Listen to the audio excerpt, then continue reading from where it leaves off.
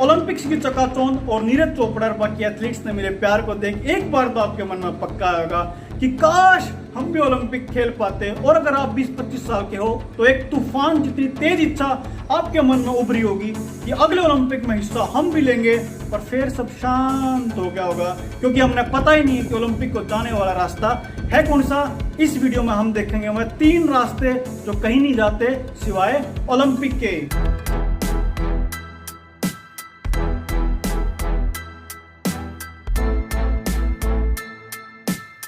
दोस्तों हम सब जाना है ब्लॉक और डिस्ट्रिक्ट लेवल के खेल हमारा पहला कदम है। उसके बाद हम स्टेट खेल रहे हैं, वहां सिलेक्ट होकर हम जोनल लेवल पर जावे, तब हम जाके नेशनल खेल रहे हैं। पर नेशनल पर भी गोल्ड लेने के बाद हम ओलंपिक के सिद्ध हकदार नहीं है। यहाँ पे आवा ओलंपिक खेलने का पहला रास्ता। इस रास्ते का नाम है क्वालिफिकेशन, जिसके तहत नीरज चोपड़ा को ओलंपिक का टिकट मिला था।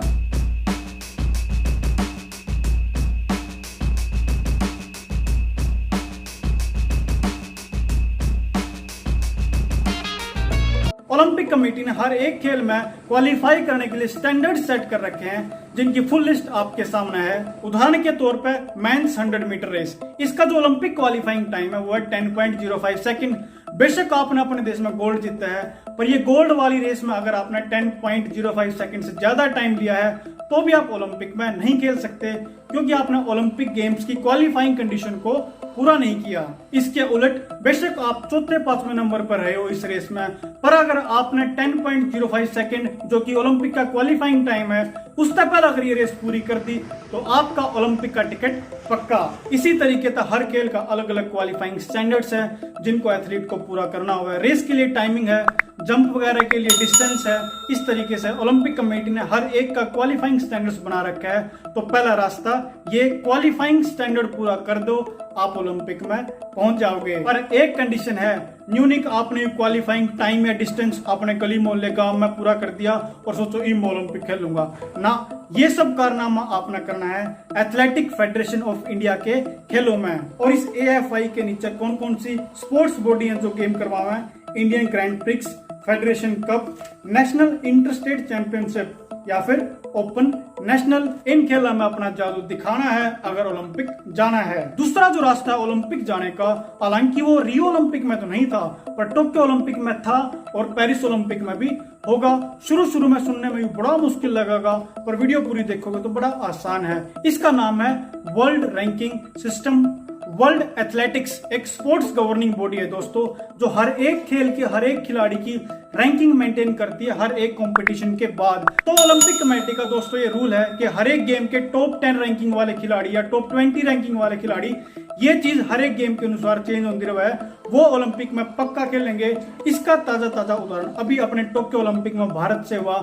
वुमेन 100 मीटर रेस का जो क्वालिफाइंग टाइम है ओलंपिक का वो है 11.15 सेकंड। पर जो अपनी रेसर है द्युति चंद, उसका जो नेशनल रिकॉर्ड है 11.17 का है। हालांकि वो क्वालिफाइंग स्टैंडर्ड्स में तो क्वालिफाई नहीं कर पाई, पर उनका जो रैंकिंग थी वो टॉप 56 में थी। और द्युति चंद को इस तरीके से वर्ल्ड रैंकिंग सिस्टम में ओलंपिक का टिकट मिल गया। दोस्तों टोक्यो ओलंपिक में 12 खिलाड़ी ऐसे थे जिन्हें टाइम या डिस्टेंस के स्टैंडर्ड को क्वालिफाई करके ओलंपिक का टिकट लिया, और 3 खिलाड़ी ऐसे थे जिन्होंने अपनी वर्ल्ड रैंकिंग मेंटेन करी और वर्ल्ड रैंकिंग सिस्टम के रास्ते से ओलंपिक पहुंच गए। और अगर बात करें पूरे संसार की तो लगभग 190 देशों के 1900 खिलाड़ी ऐसे थे जिनमें से 70% जो आए थे वो अपना क्वालिफाइंग स्टैंडर्ड के रूल से, और जो 30% वो थे वर्ल्ड रैंकिंग सिस्टम के अकॉर्डिंग। अब आया दोस्तों तीसरा रास्ता, इसको बोलते हैं यूनिवर्सिटी स्पोर्ट्स। तो एक यूकेस होता है दोस्तों, एक ऐसा सिस्टम है अगर मान लो किसी छोटे देश का या अंडर डेवलप्ड कंट्री का कोई खिलाड़ी किसी पर्टिकुलर गेम में क्वालिफाई नहीं कर पाओ किसी भी तरीके से, तो वो देश अपना एक मेल एक फीमेल खिलाड़ी उस गेम में भेज सका है। इसका उदाहरण भी अभी टोक्यो ओलंपिक्स में अपने भारत का है। स्विमिंग में कोई भी भारतीय महिला क्वालिफाई नहीं कर पाई थी, तो मन्ना पटेल को यूनिवर्सिटी स्पोर्ट्स के तहत कोटा मिला था और वो ओलंपिक गई थी। दोस्तों ये थे 3 रास्ते ओलंपिक जाने के। अब जो चौथा है वो सबसे जरूरी फैक्टर है एज। कोई भी 16 साल तक ऊपर का खिलाड़ी ओलंपिक में खेल सका है। अगर आप 25, 30, 35, 40, 50 साल के हो तो कोई फर्क नहीं पड़ता। पेरिस ओलंपिक आने वाला है, आप तैयार करो अपने आप को, डिसिप्लिन में रहो और आप पक्का 2024 पेरिस ओलंपिक में अपने आप में देखोगे। दोस्तों अपने ओलंपिक जाने का रास्ता वाली ये वीडियो कैसी लगी मैंने कमेंट मार कर बताइयो। यह वीडियो देखने थी मैं गौरव मान आपका धन्यवाद करूँ।